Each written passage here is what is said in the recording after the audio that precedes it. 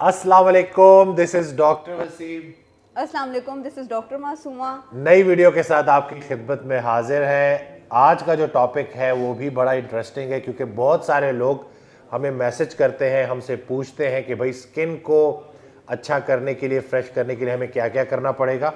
तो आज हमने ये वीडियो बनाई है स्किन के ऊपर कि ये स्किन होती क्या है। तो ये स्किन का क्या रोल है डॉक्टर मासूमा? सबसे पहले हमें ये पता होना चाहिए कि स्किन है कि स्किन एक लार्जेस्ट और मल्टी फंक्शनल ऑर्गन है। इसकी 3 लेयर्स होती हैं, एपिडर्मिस, इनरडर्मिस और हाइपोडर्मिस। एपिडर्मिस जो बाहर वाली लेयर होती है वो अंदर वाली लेयर्स को प्रोटेक्शन प्रोवाइड करती है। जो अंदर वाली लेयर होती है इनरडर्मिस, वो क्या करती है कि बाहर वाली सतह को स्ट्रेंथ और न्यूट्रिशनल सपोर्ट और लचकदार बनाती है। फिर इसके बाद एक क्वेश्चन है कि स्किन किस चीज़ से मिलकर बनी होती है। स्किन बेसिकली अनसैचुरेटेड फैट्स मतलब चर्बी से और प्रोटीन से मिलकर बनी होती है। ठीक हो गया, यानी कि फैट से मिलके बनी होती है, प्रोटीन से मिलके बनी होती है। तो अगर अक्सर डॉक्टर्स जो ये मशवरा देते हैं कि चिकनाई भी छोड़ दें, तो अगर हम डाइट में हेल्दी फैट्स भी नहीं लेंगे तो हमारी स्किन का क्या होगा? स्किन जो है बेसिकली 50% कोलेस्ट्रॉल से मिलके बनी होती है। कोलेस्ट्रॉल क्या करता है कि वो बाइल बनाते हैं। बाइल क्या है? बेसिकली एक लिक्विड है जो आपके लिवर में बनता है, वो जाके पित्ते में स्टोर होता है और वहाँ फैट की डाइजेशन होती है। वो वाले वाइटामिन जिनको फैट के साथ एब्जॉर्ब होकर काम करते हैं वो एक्सट्रैक्ट हो जाते हैं, जिनको हम कहते हैं फैट सॉल्युबल वाइटामिन। यानी कि जब हम डाइट में फ़ैट लेंगे तो जब हमारी डाइट में एडिक्वेट फ़ैट होगा और उसके साथ साथ जिगर भी जो है वो अच्छी तरह से बाइल बना रहा होगा, बाइल फिर जो है पित्ते में स्टोर हो रहा होगा, फिर हाजमे के लिए वो हमारे जो हाजमे का सिस्टम है उसमें जाएगा, वहाँ पे अच्छी तरह से फ़ैट फिर डाइजेस्ट होगा और जब वो फ़ैट डाइजेस्ट होगा तो वो अपने साथ फ़ैट सॉल्युबल वाइटामिन्स भी खून तक लेके आएगा। उसकी ना सिर्फ डाइजेशन बेहतर होगी बल्कि एब्जॉर्प्शन भी बेहतर होगी। तो फैट सॉल्युबल विटामिन्स कौन कौन से? विटामिन ए है, विटामिन ई है, विटामिन के और विटामिन डी है। ठीक तो है, विटामिन ई का भी बहुत इंपॉर्टेंट रोल है, विटामिन ए का भी इंपॉर्टेंट रोल है एंटी एजिंग में। ठीक है। तो विटामिन ए के थोड़े सोर्सेज बता दें कि सुनने वाले कौन सी खुराकें खाएंगे तो उनका विटामिन ए अच्छा, पूरा। विटामिन ए क्या करता है कि हमारी स्किन की लेयर्स को प्रोटेक्शन प्रोवाइड करता है। जब आप विटामिन ए ले रहे होते हैं आपकी स्किन सॉफ्ट होती है, हाइड्रेटेड लगती है। इसको आप ना 2 तरह की सोर्सेज हैं, एक होती है इनएक्टिव और एक होती है एक्टिव। इनएक्टिव में जैसे आप सलाद खाते हैं, पालक खाते हैं, ग्रीन लीफी वेजिटेबल्स खाते हैं, इससे क्या होता है कि ये डायरेक्ट जाके बॉडी में काम नहीं करती। लेकिन अगर आप बटर ले रहे हैं या अगर आप पनीर ले रहे हैं, अंडे की जर्दी ले रहे हैं, मछली ले रहे हैं, इससे क्या होता है कि डायरेक्ट विटामिन ए आपकी बॉडी को मिलता है। यानी कि जो डाइट हम देते हैं फैट एंड प्रोटीन वाली और बीच में हमारी जो कीटो या लो कार्ब डाइट होती है उसमें ग्रीन लीफी वेजिटेबल्स भी बहुत सारे होते हैं, बटर होता है, देसी घी होती है, मक्खन, ये सारी चीज़ें होती हैं।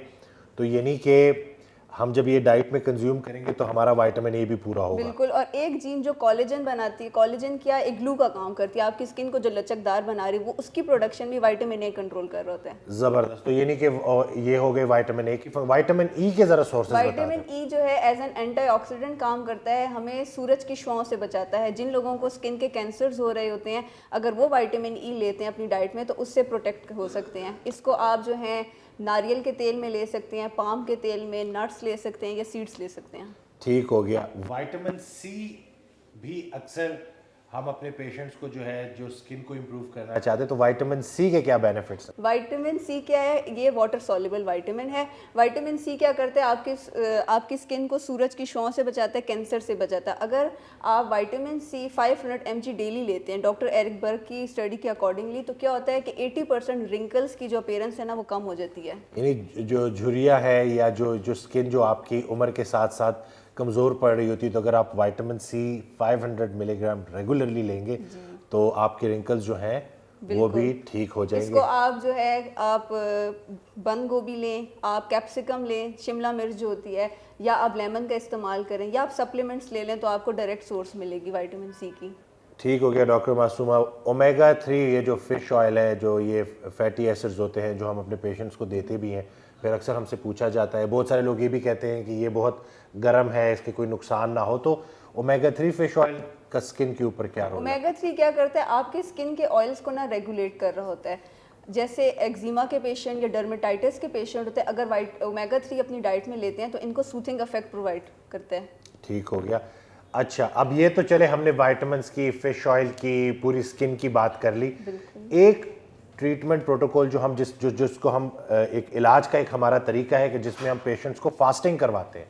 तो इंटरमिटेंट फास्टिंग के क्या बेनिफिट्स हैं स्किन को इम्प्रूव करने में? इंटरमिटेंट फास्टिंग का मेन रोल है, जब आप यंग होते हैं आपकी स्किन में कोलेजन और इलास्टिन होता है, ये दो एक प्रोटीन्स है जो स्किन को ना हेल्दी रखते हैं। अब क्या होता है कि जब आप एंटी एजिंग की तरफ जाते हैं ये चीज़ें बिल्कुल डिले की तरफ चली जाती हैं।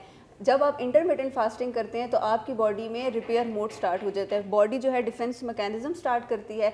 उससे क्या होता है कि जो डैमेज प्रोटीन है वो रिपेयर होना शुरू हो जाती हैं।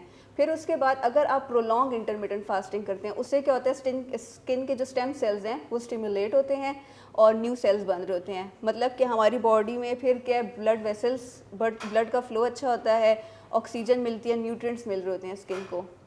तो आपने देखा कि किस तरह से स्किन के मुतालिक आपको पता चला, वाइटामिन्स के मुतालिक पता चला, आपको ये पता चला कि क्यों हम ये वाइटामिन्स ऐड करवाते हैं, खुराक के ज़रिए भी पूरे करवाते हैं और साथ हम ऐड भी करते हैं, क्योंकि इन सारी न्यूट्रिशनल डेफिशिएंसीज को जब हम पूरा करते हैं तो हम एक अच्छी स्किन को जो है अचीव कर सकते हैं, अपनी स्किन को बेहतर कर सकते हैं। जब आप हेल्दी कीटोजेनिक डाइट और इंटरमिटेंट फास्टिंग करते हैं तो आप एजिंग के साइंस को बिल्कुल डिले कर देते हैं। तो वो एडवांस ग्लाइकेशन एंड प्रोडक्ट जो है उसके लेवल्स भी कम हो जाते हैं। बिल्कुल। ये नहीं कि आपका जो जिस्म है, आपकी स्किन, आपके ऑर्गन जितने भी हैं बाकी तो वाइटल ऑर्गन्स, वो सब के सब सुकून में होते हैं जब आप डाइट अच्छी करते हैं, इसके अलावा फास्टिंग करते हैं।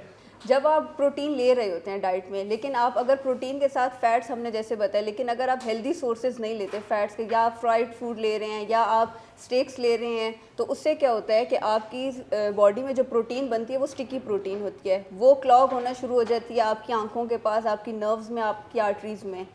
ठीक है, यानी कि कहने का मकसद ये आसान अल्फाज में कि जब भी आप ज़्यादा मीठा खाएंगे या ज़्यादा कार्बोहाइड्रेट्स लेंगे प्रोटीन के साथ तो वो आपके जिस्म को डैमेज करेगा। यानी कि गोश्त अगर आप खा रहे हैं तो वो ठीक है, लेकिन अगर आप बहुत ज़्यादा रोटियां भी साथ खा रहे हैं, साथ आप मीठा भी ले रहे हैं, रिफाइंड कार्ब्स अपने ख़त्म करें डाइट में से, शुगर कम करें। अगर आप स्ट्रेस लेते हैं तो कॉर्टिसोल लेवल हाई हो जाते हैं, उससे भी एजिंग होती है। तो ज़्यादा परेशानी नहीं लेनी, परेशानी हालात की वजह से नहीं, ख्यालात की वजह से होती है। तो अपने लाइफस्टाइल को एक्टिव करें, अपनी एक्सरसाइज स्टार्ट करें, अपनी डाइट का ख्याल रखें, फास्टिंग करें और अपने आप को जल्दी बूढ़ा होने से बचाएं। तो दुआओं में याद रखिएगा। मुझे और मेरी टीम को इंशाल्लाह नई वीडियो के साथ फिर हाजिर होंगे आपकी खिदमत में। चैनल को सब्सक्राइब करना ना भूलिएगा। अल्लाह हाफ़िज़।